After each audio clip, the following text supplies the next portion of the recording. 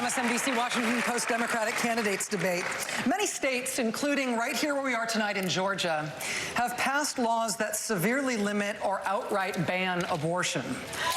Right now, Roe v. Wade protects a woman's right to abortion nationwide. But if Roe gets overturned and abortion access disappears in some states, would you intervene as president to try to bring that access back? Senator Klobuchar. Well, of course. We should codify Roe v. Wade into law. That is what we should do. And this president indicated early on what he was going to do, and he's done it. When he was running for office, he literally said women should go to jail. Then he dialed it back and said doctors should go to jail. So no surprise that we're seeing these kinds of laws in Georgia and Alabama, where his allies are passing these bills. And what we have to remember is that the people are with us. And I predict this will be a big issue in the general election. And I just can't wait to stand across from Donald Trump and say this to him. You know what? The people are with us. Over 70% of the people support Roe v. Wade. Over 90% of the people support funding for Planned Parenthood and making sure that women can get the health care they need. He is off the track on this, and he will hear from the women of America, and this is how we're going to win this election. Just this weekend, Louisiana re-elected a Democratic governor, John Bel Edwards. He has signed one of the country's toughest laws restricting abortion. Is there room in the Democratic Party for someone like him? Someone who can win in a deep red state, but who does not support abortion rights? Senator Warren. Look, I believe that abortion rights are human rights. I believe that they are also economic rights. And protecting the right of a woman to be able to make decisions about her own body is fundamentally what we do and what we stand for as a Democratic Party. Understand this. When someone makes abortion illegal in America, rich women will still get abortions. It's just going to fall hard on poor women. It's going to fall hard on girls, women who don't even know that they're pregnant because they have been molested by an uncle. I want to be in America where everybody has a chance. And I know it can be a hard decision for people, but here's the thing. When it comes down to that decision, a woman should be able to call on her mother. She should be able to call on her partner. She should be able to call on her priest or her rabbi. But the one entity that should not be in the middle of that decision is the government. Senator Warren, I need to push you on this a little bit for a specific answer to the question. Governor John Bel Edwards in Louisiana is an anti-abortion governor who has signed abortion restrictions in Louisiana. Is there room for him in the Democratic Party with those politics? I have made clear what I think the Democratic Party stands for. I'm not here to try to drive anyone out of this party. I'm not here to try to build fences. But I am here to say this is what I will fight for as President of the United States. The women of America can count on me. Senator Warren, thank you. Senator Sanders, I'll give you 30 seconds. Amy mentioned that women feel strongly on it. Well, let me just tell you that if there's ever a time in American history where the men of this country must stand with the women, this is the moment. And I get very tired of hearing the hypocrisy from conservatives who say, get the government off our backs. We want small government. Well, if you want to get the government out of the backs of the American people, then understand that it is women who control their own bodies, not politicians. Senator Sanders, thank you. This is a voting issue. Senator Booker. This is a voting issue. This is a voter suppression issue. Right here in this great state of Georgia, it was the voter suppression, particularly of African-American communities, that prevented us from having a Governor Stacey Abrams right now. Yes. And that is, when you have undemocratic means, when you suppress people's votes to get elected, those are the very people you're going to come after when you're in office. And this bill, opposed by over 70%, the heartbeat bill here, opposed by over 70% of Georgians, is the result from voter suppression. This gets back to the issue about making sure we are fighting every single day that whoever is the nominee, they can overcome the attempts to suppress the votes, particularly of low-income and minority voters, and particularly in the black community like we saw here in Georgia. Senator Booker, thank you. And to that point, individual states, as you all know, set their own rules for voting and for elections. Depending on where you live, you may be required to show ID or not. You might have a lot of days for early voting, or fewer days, or none. You might have a polling place in walking distance, or you might have to drive or take a bus to the edge of town. With that in mind, our next question comes from Jenna in Maryland, who asks, what will you do at the executive level to ensure that every American has equal access to the ballot box? Mayor Buttigieg. Well, we need federal leadership to establish voting rights for the 21st century, because this affects every other issue that we care about. Now, the House of Representatives passed a pro-democracy, anti-corruption bill, which is one of many good bills to die in Mitch McConnell's hands in the United States Senate. We know that with the White House in the right hands, we can make, for example, election days a federal holiday. We can use carrots and sticks to induce states to do the right thing with automatic voter registration, same-day voter registration, making it easier for people to vote, and in particular, recognizing that we cannot allow the kind of racially motivated or partisan voter suppression or gerrymandering that often dictates the outcome of election before the voting even begins. Right now, we have politicians picking out their voters rather than the other way around. That, compounding with what is being done to restrict the right to vote, means that our democracy is not worthy of the name. While these process issues are not always fashionable, we must act to reform our democracy itself, including when it comes to choosing our presidency, like we do in every other election, giving it to the person who got the most votes. I agree with what the mayor has just said, but this is a good example where he has said the right words, but I actually have the experience and am leading 11 of the bills that are in that House-passed bill you just referred to. And I think this kind of experience matters. I have been devoted to this from the time that I've got to the Senate. And I think having that experience, knowing how you can get things done, leading the bills to take the social media companies to task, a bipartisan bill to say, yeah, you have to say where these ads come from and how they're paid for, and stop the unbelievable practice where we still have 11 states that don't have backup paper ballots. That is my bipartisan bill, and I am so close to getting it done. And the way I get it done is if I'm president. But just like I have won statewide, and Mayor, I have all appreciation for your good work as a local official, and you did not when you tried, I also have actually done this work. I think experience should matter. Mayor Buttigieg, I'll let you respond to that. So first of all, Washington experience is not the only experience that matters. There's more than 100 years of Washington experience on this stage, and where are we right now as a country? I have the experience of bringing people together to get something done. I have the experience of being commanded into a war zone by an American president. I have the experience of knowing what is at stake as the decisions made in those big white buildings come into our lives, our homes, our families, our workplaces, and our marriages. And I would submit that this is the kind of experience we need, not just to go to Washington, but to change it before it is too late. Mr. Mayor, thank you. Congresswoman Goward, on the original question of voting rights, please. I mean, voting rights are essential for our democracy. Securing our elections is essential for our democracy. I've introduced legislation called the Securing America's Elections Act that mandates paper ballots to make sure that every single voter's voice is heard. But I want to get back to Pete Buttigieg and his comment about experience. Pete, you'll agree that the service that we both have provided to our country as veterans by itself does not qualify us to serve as commander-in-chief. I think the most recent example of your inexperience in national security and foreign policy came from your recent careless statement about how you as president would be willing to send our troops to Mexico to fight the cartels. As commander-in-chief, leader of our armed forces, I bring extensive experience serving for 7 years in Congress, on the Foreign Affairs Committee, on the Armed Services Committee, on the Homeland Security Committee, meeting with leaders of countries around the world, working with military commanders of different commands, dealing with high-level national security briefings, understanding what's necessary, the preparation that I've gotten to walk in on day one to serve as Commander-in-Chief. Congresswoman, thank you. Mr. Mayor, I'll allow you to respond.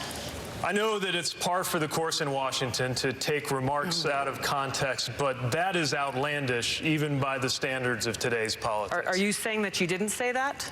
I was talking about U.S.-Mexico cooperation. We've been doing security cooperation with Mexico for years, with law enforcement cooperation and a military relationship that could continue to be developed with training relationships, for example. Do you seriously think anybody on this stage is proposing invading Mexico? That's not what I said. I'm talking about building up alliances. And if your question is about experience, let's also talk about judgment. One of the foreign leaders you mentioned meeting was Bashar al-Assad. I have, in my experience, such as it is, whether you think it counts or not, since it wasn't accumulated in Washington, enough judgment that I would not have sat down with a murderous dictator like that. Directly whether you would send our troops to Mexico to fight cartels, and your answer was yes. The fact checkers can check this out. No. But your point about judgment is absolutely correct. Our commander-in-chief does need to have good judgment. And what you've just pointed out is that you would lack the courage to meet with both adversaries and friends to ensure the peace and national security of our nation. I take the example of those leaders who have come before us, leaders like JFK, who met with Khrushchev, like Roosevelt, who met with Stalin, like Donald Trump, Reagan, like Reagan, who met and worked with Gorbachev. These issues of national security are incredibly important.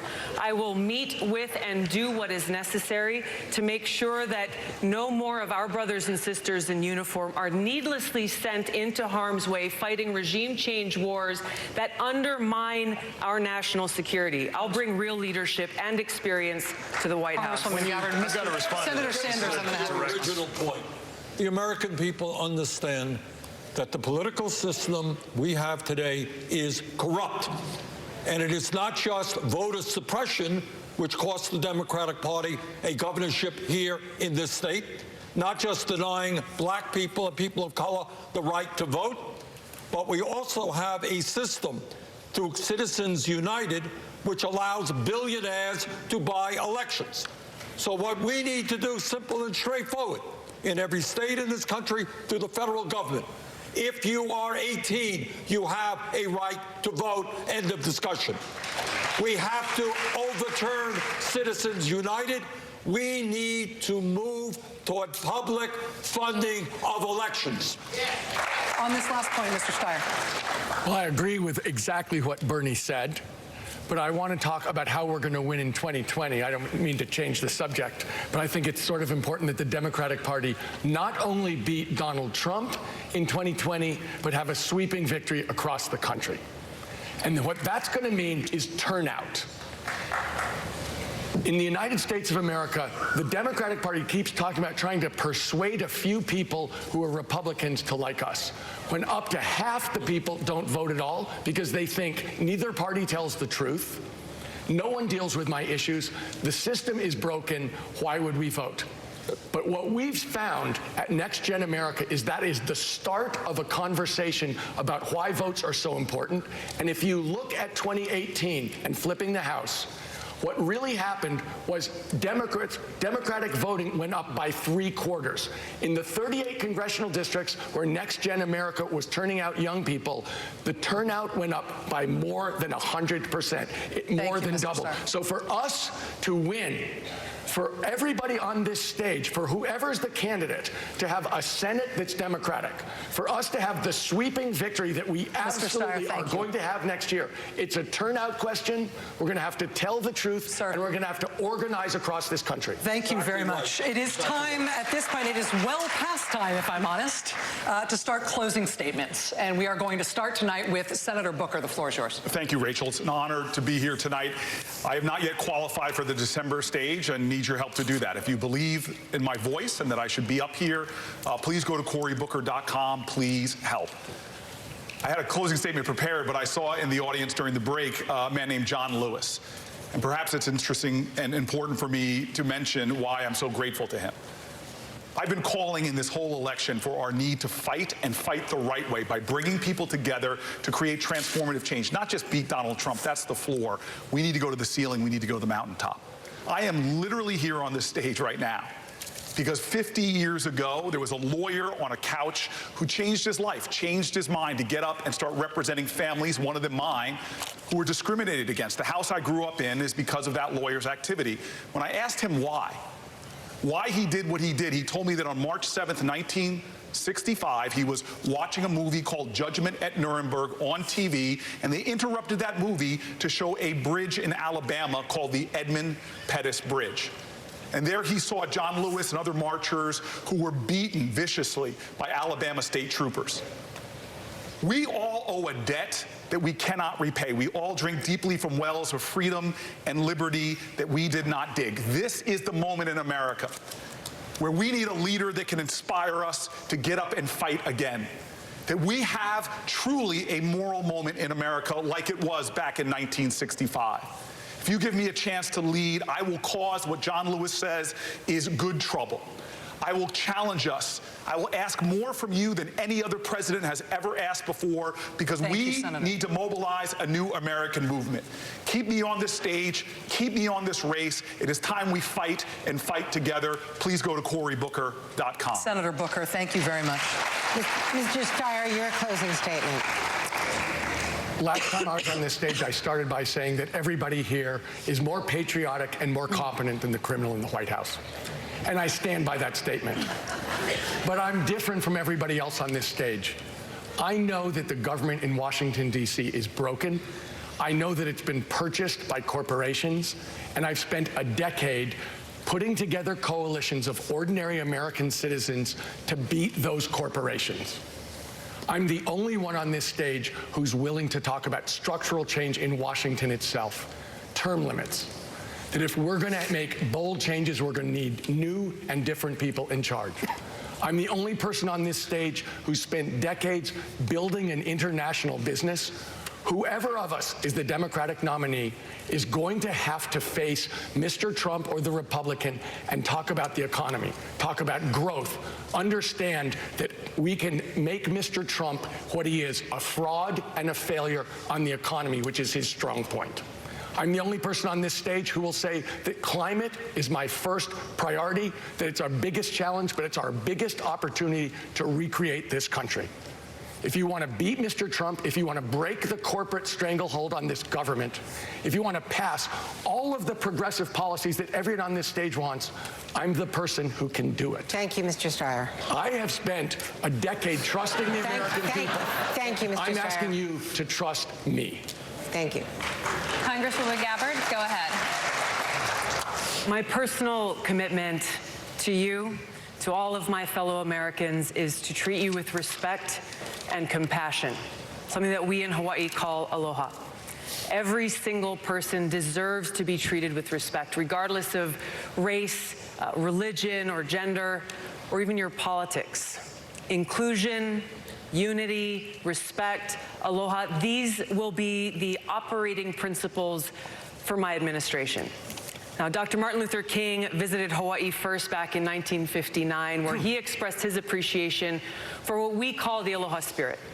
He said, "We look to you for inspiration as a bold example for what you have already succeeded in the areas of racial harmony and racial justice, where we are still struggling to achieve in other sections of the country." He later went on to say, "As I looked out at the various faces in various colors mingled together like the waters of the sea, I see only one face, the face of the future." Working side by side, let's defeat the divisiveness of Donald Trump. Come together and usher in a 21st century of racial harmony, of racial justice, peace, inclusion, and true equality. Working side by side, let's make Dr. King's dream our reality. Thank you, Congresswoman. Mr. Yang, your turn. I'm here with my wife, Evelyn, tonight. We have two young boys, Christopher and Damien. How many of you all are parents like us here in the room? So if you're a parent, you've had this thought, maybe you've been afraid to express it, and it is this: our kids are not all right. They're not all right because we're leaving them a future that is far darker than the lives that we have led as their parents. We are going through the greatest economic transformation in our country's history, the fourth industrial revolution, and it is pushing more and more of our people to the side. We talk as if Donald Trump is the cause of all of our problems. He is not. He is a symptom, and we need to cure the disease. Now, my first move was not to run for president of the United States, because I am not insane. My first move was to go to D.C., talk to our leaders, and say, technology is ripping us apart, immigrants are being scapegoated, our kids are being left behind, and the American dream that my parents came here to find is dying before our eyes. And the people in Washington, D.C. had nothing for this. They don't want to touch it. They don't want to talk about an issue they don't think they have a solution for. I'm not running for president because I've fantasized about being president. I'm running for president because, like many of you here in this room tonight, I'm a parent and a patriot, and I have seen the future that we're leaving for our kids, and it is not something I'm willing to accept. We need to create a new way forward for our people. If you want to join us in rewriting the rules of the 21st century economy, go to yang2020.com and make it so that we can look our kids in the eyes and say to them, and believe it, your country loves you, your country values you, and you will be all right. Thank you, Mr. Yang. Senator Klobuchar. The nation was riveted this week by the testimony in Washington. And one of the people we heard from yesterday was Lieutenant Colonel Vindman. And what he said was this. He spoke to his immigrant father, and he said, in this country, you can tell the truth, and it's going to be fine. It reminded me of Army counsel years and years ago in the McCarthy hearing, someone from Iowa, actually, Mr. Welch, who said, have you no sense of decency, sir? I want us to remember that this election is, yes, an economic check on this president. And I have bold ideas that we can do to go forward as a country to make college more affordable and bring down the cost of health care, yes. But this is also a patriotism check, a value check, a decency check. And when you look at the people that turned out in Kentucky and turned out in Virginia, people turned out that didn't vote in 2016. African Americans are turning out like we didn't see before. But we also, and they must be with us, and we must get our fired up Democratic base with us. But we also, let's get those independents and moderate Republicans who cannot stomach this guy anymore. This is how we build a coalition. So we don't just beat Donald Trump. We bring the U.S. Senate to some sense. We send Mitch McConnell packing. This is how we win. So if you want to join us, and remember that this won't be for me a personal victory, it'll be a national victory of someone that wins in red districts and suburban purple districts and bright blue districts every single time. If you want to join us, and if you believe that our work doesn't end on Election Day but begins on Inauguration Day, join us. AmyKlobuchar.com. Senator Klobuchar, thank you. Senator Harris. So we're in a fight. This is a fight for our rule of law, for our democracy, and for our system of justice. And it's a fight we need to win. And to fight this fight, I believe we have to have the ability to not only have a nominee who can go toe-to-toe with Donald Trump, and I have taken on Jeff Sessions, I have taken on Bill Barr, I have taken on Brett Kavanaugh. I know I have the ability to do that. We also need someone who can unify the party and the country, and who has the experience of having done that. I've done that work. I believe we need someone who has the ability to speak to all the people, regardless of their race, their gender, their party affiliation, where they live geographically, or the language their grandmother speaks. My entire career has been spent having one client and one client only, the people. I have never represented a corporation. I have never represented a special interest. And in this election, justice and the various injustices people are facing, regardless of where they live or their race or gender, are very much on the ballot, from economic justice to reproductive justice to healthcare justice to educational justice. And I truly believe that when we overcome these injustices, we will then unlock the potential of the American people and the promise of America. And that's the America I believe in. That's the America I see. And that is why I'm running for president. Thank you, Senator Harris. Mayor Buttigieg, go ahead. Well, first of all, I want to remark that we're in the city of Atlanta, a city where a great local leader, Maynard Jackson, helped create the black middle class that Atlanta is known by ensuring that taxpayer dollars were spent in a way that reflected the need to expand opportunity to those who were excluded. And just as local leaders have shown great leadership, we need to use the powers of the presidency on challenges like this, expanding opportunity and expanding a sense of belonging to those who have been excluded in this country. I'm not only running to defeat Donald Trump, I am running to prepare for the day that begins when Donald Trump has left office, to launch the era that must come after Trump. That era must be characterized not by exclusion, but by belonging. And so must our campaign. I am inviting progressives who have agreed on these issues we've been talking about tonight all along, moderates who are ready to be part of this coalition, and a lot of future former Republicans who I know are watching this, disgusted by what is happening in their own party and in this country. I want you to know that everybody is welcome in this movement that we're building, and everybody is welcome in this future that we must create. I hope you go to PeteForAmerica.com, join this effort, and help us create a better era for the American people beginning in November 2020. Thank you. Senator Sanders. Thank you. Let me say a word about myself. Unusual as it may seem. I am the son of an immigrant, young man of 17, who came to this country without a nickel in his pocket. I have some sense of the immigrant experience. I will stand with the 11 million undocumented immigrants in this country. At the age of 21, as a member of a civil rights group at the University of Chicago, I was arrested, spent a night in jail, and I have been committed to the fight against all forms of discrimination, racial discrimination, sexism, homophobia, xenophobia, and religious bigotry. I will lead an administration that will look like America, will end the divisiveness brought by Trump and bring us together.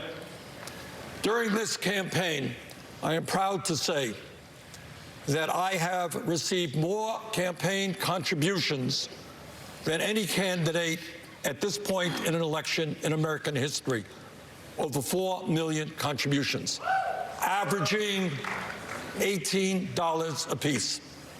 If you want to be part of a movement that is not only going to beat Trump, but transform America, that doesn't have a super PAC, doesn't do fundraisers at wealthy people's homes, please join us at BernieSanders.com. Thank you. Senator Warren, the floor is yours. So, thank you. You know, I listened to this debate tonight, and I hear a lot of really good ideas, but I take a look at the issues we've talked about. We've talked about climate change. We've talked about defense spending. We've talked about private health insurance. We should have talked about gun violence. What do these issues have in common? Well, first, they touch people all over this country in their everyday lives. And what is the second thing they have in common? We know what we need to do. We have a lot of good ideas for how to fix it, and the majority of Americans are with us on it. And yet, we don't make change. Why not? Because of corruption. Because we have a government that works better for big drug companies than it does for people trying to fill a prescription. It works better for a giant defense industry than it does for everyone who worries about the money that goes into arms instead of into our public schools. We have a government that works for those at the top and not for anyone else. I have the biggest anti-corruption plan since Watergate. It involves ending lobbying as we know it, blocking the revolving door between industry and Washington, making everyone who runs for federal office put their tax returns online. We have to have the courage not to make just individual changes, not to fight for little pieces. We want to make real progress on climate, then we have to start by attacking the corruption that gives the oil industry and other fossil fuel industries a stranglehold over this country. I am so grateful to be here, and I am grateful to an America that gave the daughter of a janitor a chance to become a public school teacher, a chance to become a college professor, a chance to become a United States Senator, and a chance to become a candidate for President of the United States. Thank you. Vice President Biden, your closing statement. I assume when we're talking about the corruption of the federal government, we weren't talking about Barack Obama and his spotless administration. He made so much progress. But one thing we haven't talked about here today, we've talked about everything. We haven't talked about the one thing I think is most consequential. You know, the American people have an enormous opportunity. There's incredible. I've never been more optimistic about our prospects in my entire career, and I got elected as a 29-year-old kid to the United States Senate. Folks, we are in a position where we're the wealthiest nation in the world. Our workers are more productive than workers around the world, 3 times as productive as workers in Asia. We have more great research universities that the people own than all the rest of the world combined. We're in a position where we've led not by the example of our power, but by the power of our example. I'm so tired of everybody walking around like, woe is me, what are we going to do? Let's remember, this is the United States of America. There has never, ever, ever been a time when we've set our mind to do something we've been unable to do it. Never, never, never. So it's time to remember who are. Get up. Let's take back this country and lead the world again. It's within our power to do it. Get up and take it back. Vice President Biden, thank you. And let me take this opportunity to thank all of the candidates for a spirited and excellent debate. I want to thank all of you, and I want to tell you that on MSNBC tonight, my colleague Brian Williams is going to pick up our coverage in just a moment. I also, before we go, want to thank everybody here in the audience. I want to thank the city of Atlanta, and from all of us here at the White House, thank you so much for watching. Good night.